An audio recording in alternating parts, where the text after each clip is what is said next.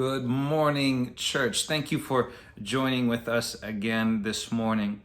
Thank you for your prayers and support. As many of you already know, Lucas has tested positive for COVID, and so we're in quarantine now. We're all on lockdown, but everybody's doing well. We've all been tested. The rest of us are awaiting our results, but we're feeling great and trusting God. And so just thank you for everyone who has offered to help and your prayers and your calls. And we just feel the love. And we're so thankful to be part of a church that is more than an organization. We're a family and a community. And so we love you and thank you. And of course, we'll keep you all updated. And let's continue to pray for one another, that God will pull us through this circumstance, all of us, and we'll have a testimony at the end of this as to how He brought us through, but also how He changed our hearts and He molded us. And that's really what our series is about, meaningful relationships. Like, how can I become engaged in meaningful relationships? And that's what we're trying to learn how to do. And so we make the most of every opportunity. And so I trust that this morning, the message that I have on my heart to share with you will continue that. And so let's look at Matthew 5. We're going to be here for a while, but let's look at verse 17 together this morning. Do not think that I have come to abolish the law or the prophets. I have not come to abolish these things, but to fulfill them.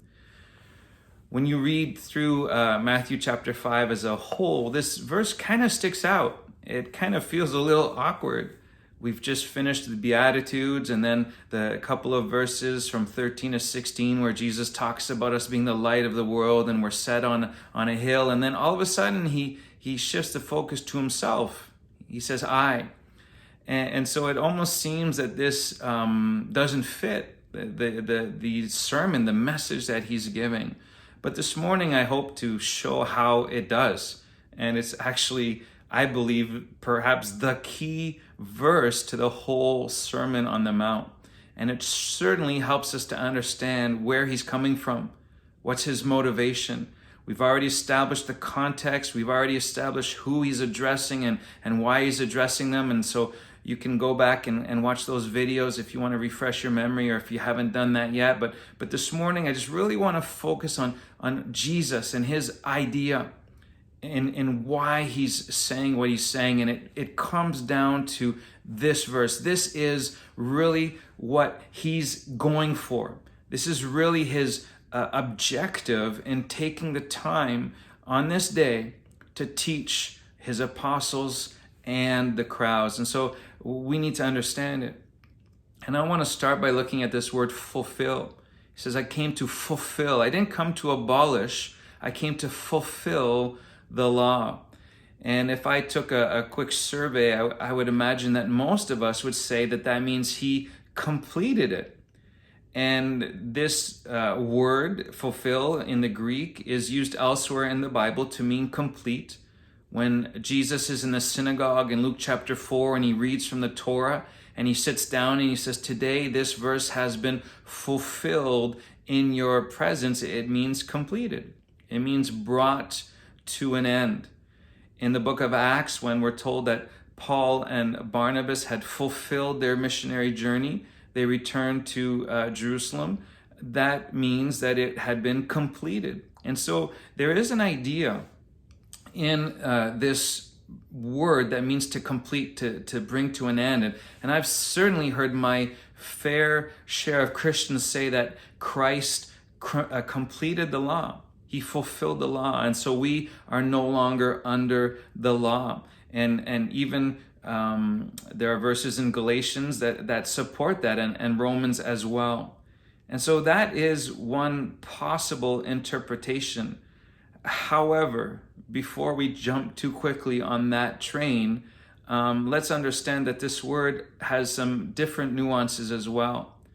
When Mary takes her costly oil and she pours it on Jesus in John, the Gospel of John, we're told that the fragrance fulfilled the room. Now that sounds awkward to say it like that in English, but it's the same word. John uses this word. And so in that context, it means to fill. It means to leave no part of the room in this situation without the fragrance. Like no matter where you were in the room, you would smell it. And in Philippians chapter 4, when Paul says, may God supply all your need according to his riches and glory. The word for supply is fulfill. May God fulfill all your need. And so here we see that the word also means to give abundantly. It means to provide abundantly. It means to leave no debt. It means to leave no corner unturned. And so when Christ says here in Matthew chapter 5, I came to fulfill the law, like he's adamant. He's like, don't think I came to abolish it. Don't think I came to destroy it. I came to fulfill it. And so often we think that he came to end it when he just said he didn't come to end it. He didn't come to abolish it. He came to fill it. He came to provide for it. He came to demonstrate how to do it. He came to obey it completely. And so we can say, oh, thank God that he gave us that. Thank God that we have this model.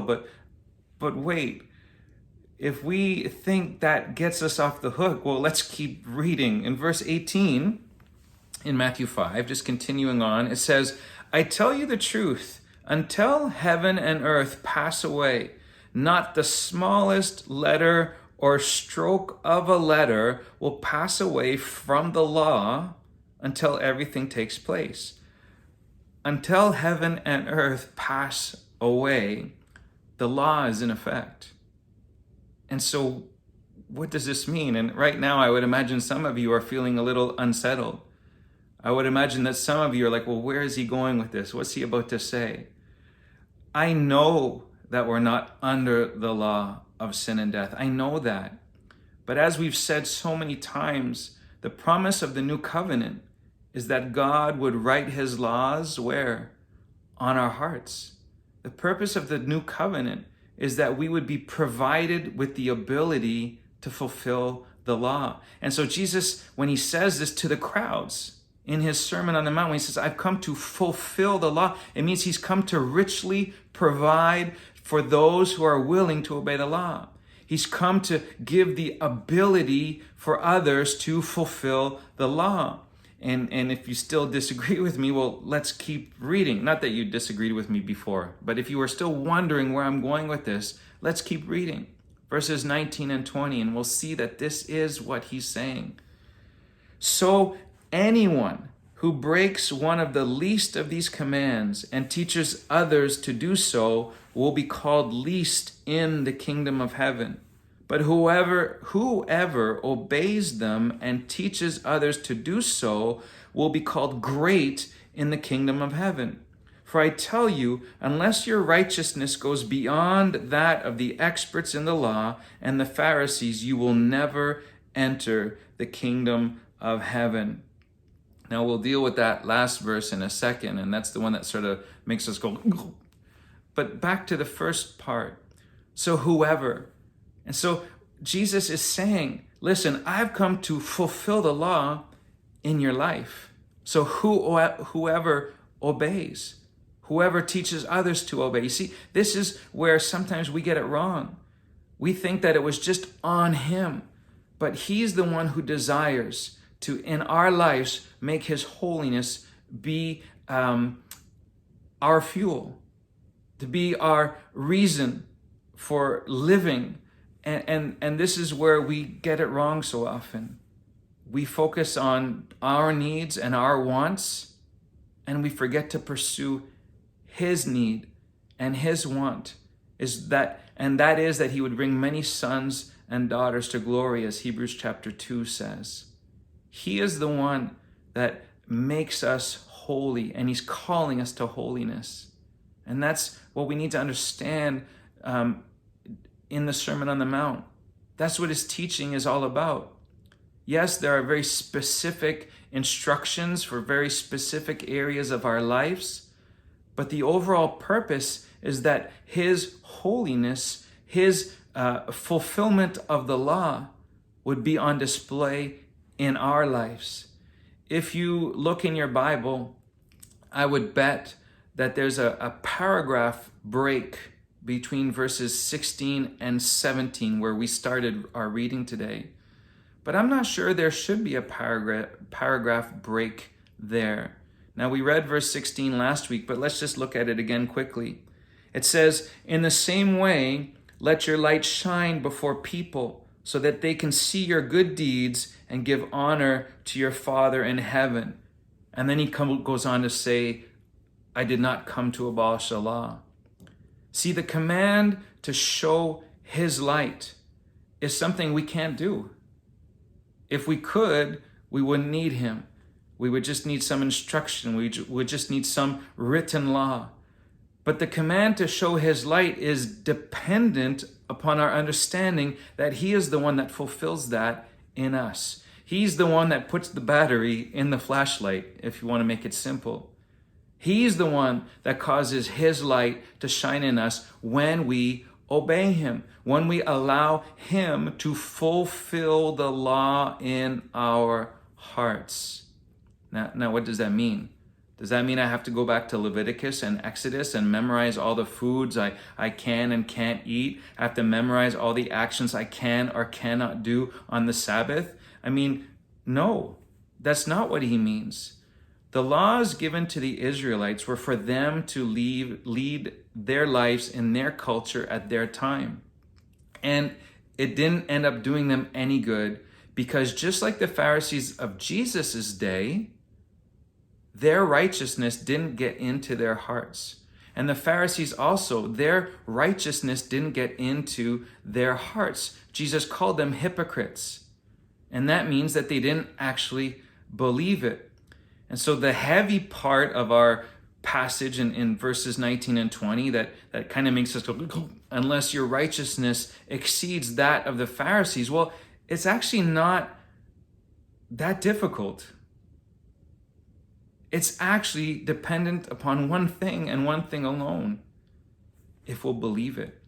If we believe this in the core of our being, then it will be written on our heart. And then it will become an exercise of our heart. Our obedience, our holiness will flow out of us, out of our heart. It won't be a mental activity. It won't be me waking up every morning saying, well, today I got to do this, and this, and then I'll be... You see, that's what the Pharisees did. And that's why he told them, listen, your righteousness has to exceed theirs, which means your righteousness has to go into areas of your heart that they won't let it do. And that's what the Sermon on the Mount is about. And that's why the section after this, I mean, we're not talking about this today, but the section after this is the whole, like, you've heard it say that you shall not commit adultery. But I tell you, if you look at another woman with lust in your eyes, you've already committed adultery with her in your heart. What he's saying is that their righteousness is based on, I don't do this, and this, and then I'm okay. And Jesus is saying, this is not what God's after. He's not after a bunch of people who will just obey like 10 laws and that's it. He's after people who will let their heart, and the heart is the seat of decision making. The heart is the seat of the will. And he's after people that will let him write his laws there on their heart. And so that's what the whole Sermon on the Mount is about. And listen to the end result of this. Like listen to the product of this. In Ephesians 3, verse 19, Paul writes, "And thus to know the love of Christ that surpasses knowledge, so that you may be filled up to all the fullness of God." Guess what those two words are there at the end? It's this same word, just two different forms of the word. When we know the love of Christ, then we are fulfilled with the fulfillment of God. That's what it says basically in the original language. And different translators translate it in a way that they trying to help us understand. But the idea is so beautiful. As the love of Christ flows into my heart, then I'm fulfilled with his fulfillment. Isn't that beautiful? Like the whole nature of God, the whole nature of Jesus gets poured into me, like fills me. Like there's no, like Mary's oil, there's no room left in my heart for anything but his righteousness. And that's the beauty. That's the invitation. That's what this is all about. And so when we're told to let our light shine, it's this. Letting my light shine is showing the fullness of God in me. There is nothing more attractive than integrity. There is nothing more compelling and inviting than seeing a demonstration of integrity. When we hear about stories, when we see examples, we want to be like those people, but inside we feel that we never could be. When we hear about incredible acts of courage and bravery and sacrifice, we all stop in awe. You see, integrity is attractive, and that's what Jesus wants to do. That's what the whole Sermon on the Mount is about, causing this to happen in our lives. And let me end with Romans 13, verse 8. Romans 13, verse 8. Let me restart that again. Take two. Owe no one anything except to love one another. For the one who loves his neighbor has fulfilled the law. Oh, I love that. I love that. Owe no one anything except to love. Like owe love to people. And when we do this, we fulfill, there's that word again, we fulfill the law. Jesus said, I came to fulfill the law in our lives, in our hearts, to cause us to become people who do this, to cause us to be people who are attractive, to cause us to be people of integrity that obey him, not because we have 10 laws on our wall or tattooed somewhere, but because our hearts are dedicated at every turn, at every circumstance in life to obey him, no matter what the cost. Owe no one anything except to love them. That's so beautiful. And this way, we will participate in his plan and in his purpose, and we will engage in meaningful relationships, like it or not. God bless you. I love you, and I look forward to being again with you soon. Bye for now.